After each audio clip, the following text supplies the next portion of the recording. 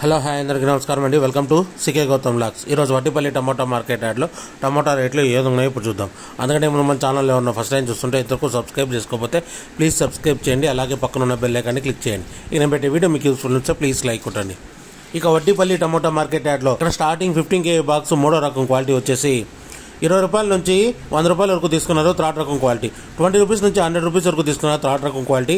ఇక సెకండ్ రకం క్వాలిటీ విషయానికి వస్తే 110 రూపాయల నుంచి 200 రూపాయల వరకు తీసుకున్నారు.